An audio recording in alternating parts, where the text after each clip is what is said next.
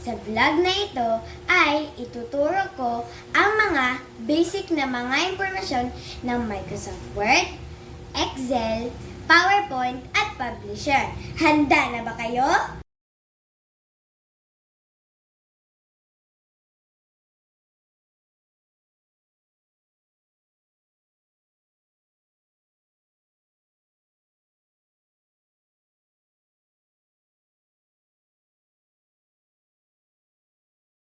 Ang una kong ituturo ay ang Microsoft Word.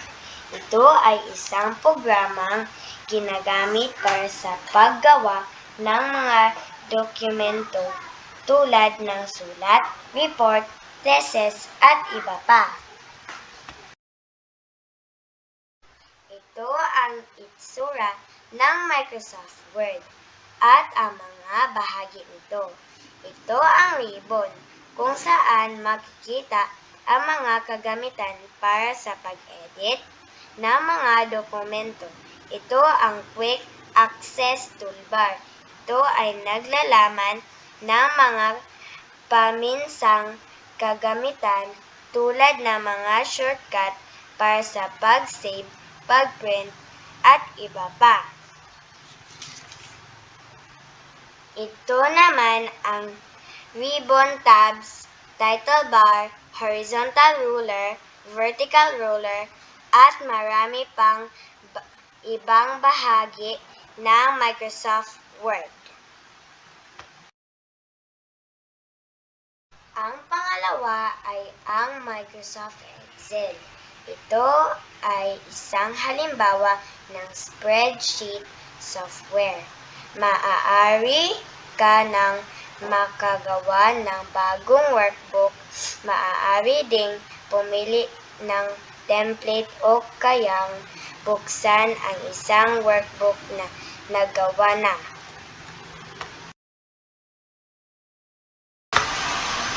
Ito ang itsura ng Microsoft Excel at ang mga bahagi nito.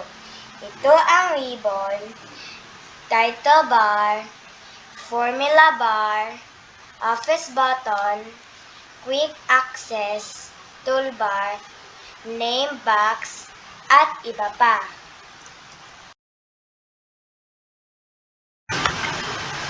Ang pangatlo ay ang Microsoft PowerPoint.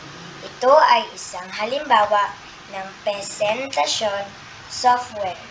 Ginagamit ito upang makabuo ng isang presentasyon ng maaning naglaman ng iba't ibang media at link sa iba pang aplikasyon.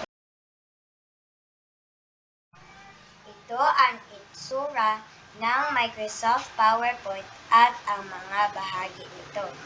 Ito ang office button, ribbon, tabs, slide and outline tabs, slide, at marami pang iba. Ang panghuli ay ang Microsoft Publisher. Ito ay isang halimbawa ng desktop publishing software. Ito ay ginagamit upang lumikha ng mga dokumento tulad ng mga libro, poster, at iba pa.